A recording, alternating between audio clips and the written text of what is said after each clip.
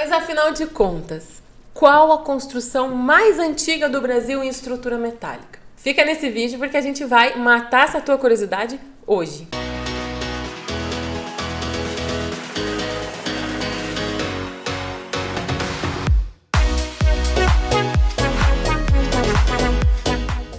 Se você está pensando em usar estrutura metálica no projeto da tua casa, ou se você é projetista, arquiteto, engenheiro e está pensando em usar estrutura metálica em um dos projetos que está aí rolando no teu escritório, você pode já ter se deparado com essa dúvida, né? Afinal de contas, existem construções mais antigas no Brasil em estrutura metálica? E se existe, que construção que é essa? Que a gente não fica sabendo, ela está escondida? Ela está o quê? Camuflada em algum lugar? E se eu te disser que a estrutura metálica no Brasil não é tão nova quanto a gente imagina, não é uma tecnologia tão recente como a gente imagina?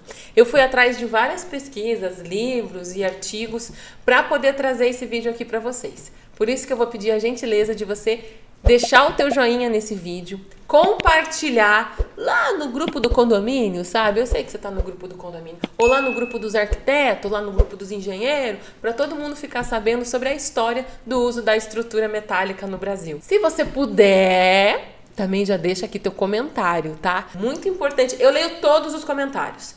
Nem sempre eu consigo responder, mas eu leio todos os comentários, eles me deixam muito felizes. Então, se você puder deixar teu comentário aqui, vai me fazer muito feliz também. Você sabia que o primeiro prédio em estrutura metálica no Brasil é do ano de 1954? Ah, meu querido, é um vô. Já está aí com 68 anos, quase 70 esse prédio. É um prédio de 15 pavimentos com o seguinte nome, anota aí: Garagem América. É um prédio do arquiteto Rino Levi. Fica em São Paulo, na rua Riachuelo, número 209. O que tem de tão incrível nesse prédio, além dele ser o primeiro em estrutura metálica? Ele é o primeiro prédio garagem. Olha que visionário. Alguém olhou para ali, para essa região de São Paulo e falou: olha, acho que vai faltar lugar para pararem os carros. Tô achando que não vai ter mais como vir para cá de carro. Easy. Vamos fazer um prédio para a galera poder estacionar? Vamos! E aí partiram atrás de um terreno. E o terreno que eles escolheram é um terreno que tinha possibilidade de saída para duas ruas. Então ele tem fachadas para duas ruas distintas, que é bem interessante para um prédio garagem, né? Porque você consegue ter rampas que não se cruzam. Então você aumenta o número de vagas. Quantas vagas tem nesse prédio? 500. É um prédio de 15 andares com 500 vagas. Pelo fato, então, do Garagem América ser um prédio, o primeiro prédio com estrutura metálica, e ele também ser o primeiro prédio na história do Brasil dedicado para a garagem, ele já é tombado. Você sabe o que significa tombado, né? Se você não sabe ou ficou um pouco curioso para saber, eu fui atrás também e vou contar para você que tombado é... Eu vou ler, tá, gente? Porque eu não decorei. Bem bonitinho, vai aparecer escrito aí. Tombamento é um ato administrativo realizado pelo poder público. Qual que é o objetivo desse ato administrativo? Preservar. Pode ser um edifício, pode ser uma obra de arte, pode ser um objeto, pode ser até uma cidade. Impedindo assim que esse bem seja destruído ou descaracterizado. É como se você reconhecesse o valor histórico de alguma coisa, sabe? O edifício América, o edifício Garagem América, foi tombado há 5 anos, não faz muito tempo. Ele foi tombado em 2016, 17 de março de 2016. E aí, sabe o que fiquei pensando? Olha aqui para essa câmera aqui agora, ó. Por que tem esse nome? Tombamento. Não é quando eu falo para as pessoas leigas tombamento, não dá a impressão que é o contrário, que é a autorização para você derrubar de uma vez, ao invés de ser um ato que reconhece o valor histórico e impossibilita de você derrubar? Aí eu fui atrás e descobri que a etimologia da palavra tombamento vem do termo torre de tombo, que eram os arquivos públicos portugueses, onde se guardavam e conservavam documentos. Então, essa torre de tombo transformou-se e chegou pra gente como um tombamento. Legal, né? E não é uma coisa só do Brasil, tá? Em outros lugares do mundo também tem tombamento, mas daí com outro nome. Como no Reino Unido, que eles chamam de listed building. A escolha de se fazer o Garagem América com estrutura metálica, ao invés do concreto armado, que já estava mais difundido, não, que já estava mais difundido no Brasil, foi para resolver duas questões. A primeira, se eles erguessem esses 15 pavimentos com a tecnologia que eles conheciam na época em concreto armado, os pilares dos andares base ficariam muito grandes e com isso não daria para colocar 2 vagas de carro entre os pilares. E veja, o objetivo do Garagem América era ser uma garagem e não só um edifício, né? Por conta disso, eles resolveram optar por usar estrutura metálica. Mas teve ainda um agravante. Se eles usassem tudo, fizessem toda a estrutura em concreto armado, eles teriam um peso muito maior dessa estrutura do que usando a estrutura metálica. Eu sempre falo disso aqui nos vídeos, que a estrutura metálica pesa menos para aguentar, via de regra, para aguentar a mesma carga que a estrutura em concreto armado. Se ela pesa menos, toda ela somada exerce um peso menor na fundação. Então eu posso ter, via de regra, fundações mais leves e menos profundas, mais baratas também. Por conta disso, eles optaram pela estrutura metálica também lá no edifício Garagem América. Se eles utilizassem concreto armado, ficaria tão pesado que as estacas, na hora de você fazer a fundação com as estacas, estavam colocando em risco o desabamento dos vizinhos. Então, eles resolveram fazer com estrutura metálica. E esse se tornou o primeiro prédio em estrutura metálica do Brasil, feito em 1954. Eu quero falar o nome dos projetistas da estrutura, os engenheiros. A gente divulga muito, né, o nome dos arquitetos. E tá tudo certo. Mas eu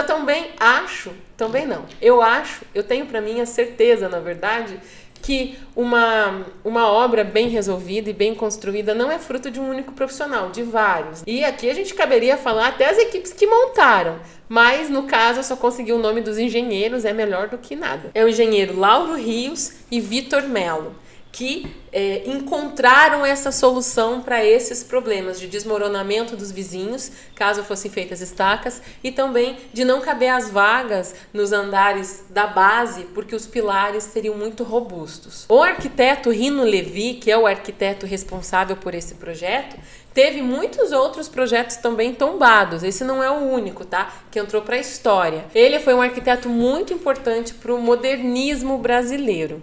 Se você depois quiser dar um Google, eu vou deixar aqui um link também da história do Rino Levi. É bem legal também para você conhecer. Mas aí, o Garagem América até então, você olha e pensa, tá, nunca vi, nunca passei na frente, nunca vi foto na internet, ninguém sabe se esse negócio tá em boa condição, pouca gente, quem que usa? Ele tá em funcionamento ainda, tá? Mas assim, né, você não conhece, não é uma baita obra de destaque pro país. Aí, eu vou te trazer agora outras obras que eu não sei se são na sequência, tá? Se tem alguma entre o Garagem América e essas construções em estrutura metálica. Mas elas estão muito pertinhas ali ainda na década de 50. E essas eu tenho certeza que você conhece. Mas sim, certeza. Eu vou pôr uma foto aí, tá? Das construções em estrutura metálica. Quê? Você nunca ficou sabendo que utilizaram estrutura metálica em Brasília? Eu sei, Niemeyer, que é o arquiteto das construções de Brasília, amava um concreto armado, muito pelas curvas que o concreto armado permite que você tenha. Mas, como o projeto dos anexos do Congresso e dos ministérios ali, da esplanada dos ministérios, eram prismas, né? Eram elementos muito retos, optou-se por usar a estrutura metálica por causa do tempo, para ser mais rápido. E olha a história. Tem um livro aqui que está disponível no site do Congresso para baixar, então eu deixei o link aqui, você pode baixar. É o livro do Danilo Matoso Macedo, onde ele fala não só do uso da estrutura metálica nas obras de Brasília, mas como de várias outras obras de Niemeyer que ele fez em Brasília. Vale a pena você ler esse livro também. E é de graça para você baixar, né? E lendo sobre isso, olha a história. Uma empresa que estava construindo Brasília, eu vou transmitir a história para vocês igual eu transmito às vezes as histórias para os meus filhos, tá? Com a minha linguagem, tá? Me perdoa aí porque não sou doutora nem nada. Gosto de contar uma história de um jeito mais leve. Estavam construindo Brasília e falaram, gente, é muito prédio para construir. A gente não vai dar conta de fazer tudo isso. Aí as empresas começaram a precisar de empréstimos no exterior para dar conta desse monte de construção aí que eles estavam tendo que fazer. Uma dessas empresas foi até os Estados Unidos e falou: galera, me dá aí, por favor, um dinheirinho emprestado, porque eu tenho que construir ali uma Brasília, ali uma capital de um país, e a gente já conversa.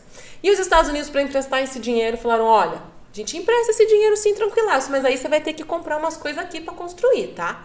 E aí veio a ideia de, nesses prédios que eles já estavam pensando em fazer em estrutura metálica, contratar a tecnologia da estrutura metálica lá dos Estados Unidos. E nessa época, o uso da estrutura metálica, pilares e vigas, não era como é hoje, que os projetistas conseguem fazer o cálculo e você consegue comprar direto na metalúrgica. Era quase que uma tecnologia patenteada. Eles falaram: firmeses, traz aí esse material. E eles vieram com uma promessa de construir tudo muito rápido, de fazer 2 prédios por mês, para vocês terem uma ideia. Uma vez aqui, eles resolveram primeiro construir uma vila para eles morarem, casas muito boas, segundo o livro. Depois, resolveram de colocar uns ar-condicionado tudo nessas casas aí, que era um calor dos infernos em Brasília. Depois disso, eles resolveram fazer umas festinhas nas noites com uns uísque bem gostosos. E aí a obra que é boa não caminhava. E lembra? JK queria o quê? 50 em 5. Então, eles foram fechando esse cerco até o ponto de os americanos abandonarem a obra tudo e não entregarem, gente. E deixaram toda essa estrutura aqui. E aí nesse livro conta que os arquitetos que assumiram a obra na época pegaram a mão de obra local, mão de obra que nunca tinha visto uma viga metálica, eles mesmos nunca tinham visto uma viga metálica, e começaram a montar a obra assim, com a mão de obra local. Eles contam até, nesse livro conta até que essas obras de Brasília foram todas feitas no rebite e não no parafuso, porque era a tecnologia da época. E os rebites eram aquecidos para poderem ser colocados na ligação das estruturas. E os trabalhadores que ficavam embaixo, os montadores que ficavam embaixo no chão, jogavam esses rebites quentes para um lá em cima segurar e colocar no lugar. E aí anoitecia eles fazendo esse trabalho e estavam correndo contra o tempo, né? Faziam muita hora extra para dar conta. Então, à noite, parecia que esses rebites eram cometas. E assim ficou apelidada a obra como a obra dos cometas. Não é legal? Muito legal. Mas fato é, então, que em 1959 a gente tem esse histórico de todos esses prédios da esplanada dos ministérios e também do anexo do Congresso Nacional feitos em estrutura metálica. Agora, quando alguém te perguntar: ei, você conhece algum prédio mais antigo em estrutura metálica? Você vai poder responder: não só eu conheço, como tenho certeza que você conhece também, meu querido. E aí você pode mostrar uma foto de Brasília e lá você vai identificar vários prédios em estrutura metálica. Bom, por hoje é isso. Eu espero que você tenha gostado desse vídeo. Eu me diverti muito trazendo para vocês essa história que a gente já divulga bastante para os nossos alunos do método, mas aqui no canal do YouTube eu nunca tinha trazido. Isso é para você ter respaldo, para você poder falar com as pessoas sobre a intenção de usar estrutura metálica, tanto na tua casa quanto no projeto dos teus clientes. Quanto mais pessoas usarem estrutura metálica no mundo, melhor para o mundo. Até!